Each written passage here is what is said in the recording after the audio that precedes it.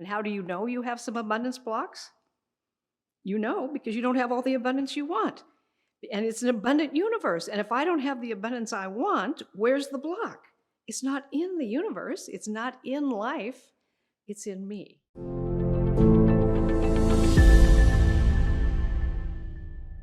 So let's begin with a story. There's an old teaching story about a young fisherman who hears about this great fishing stream. So he goes down to the fishing stream and has everything with him, and he throws in his line. And he waits, and he waits, and he waits, and he waits. And then he looks down the stream, and on the edge of the riverbank, just maybe 50 feet away, he sees an old fisherman who's throwing in his line, and he's just pulling in one fish after another. And then he notices that this old guy is doing something kind of strange. Every fish he pulls out, he unhooks it, and then he measures it up by a broken off ruler that he has at the edge of the bank there. If the fish is smaller than the broken off ruler, he puts it in his bucket. If the fish is bigger than that, he throws it back in the stream. And the kid thinks, what happens? Why is he throwing the big ones back and keeping the little ones? They get bony if they get big? Is there an ordinance against taking the big fish out? So he goes down and he interrupts the old fisherman. He says, "Excuse me, sir, but I'm noticing that first of all, you're getting a lot of fish out of the stream. Congratulations. But I noticed that you unhook them and measure them, and then that you keep the little ones, throw the big ones back. Do they get bony if they get big? Is there some ordinance against catching the big fish?" And the old man looks at the kid. He says, "Sonny, listen. See that broken off ruler at the edge of the riverbank?" And the kid says, "Yeah, I see it." And he says, "I measure every fish I get by that broken off ruler because I broke that ruler off very carefully. It's exactly the size of the frying pan I use." Now, we would laugh at an old fisherman who would do that. And yet that fisherman, if you and I are not careful, is you and me. Stream of life tosses us a big fish. I would love to be wealthy.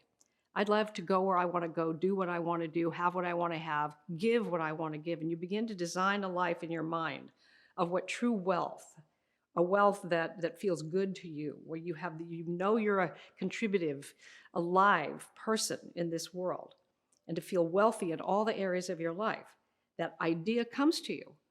And then whether aware of it or not, we unconsciously measure that idea by the life we currently have.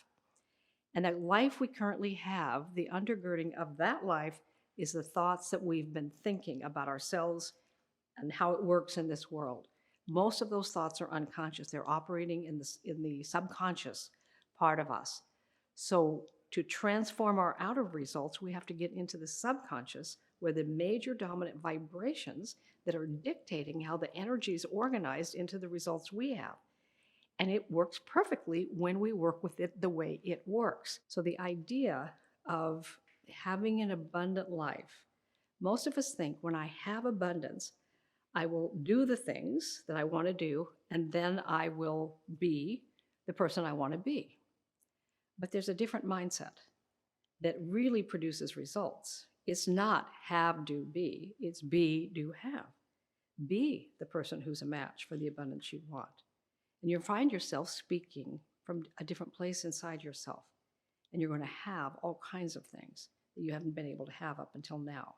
It may not be that fun to be identifying our abundance blocks, but the fun is on the other side of having identified and transformed that block.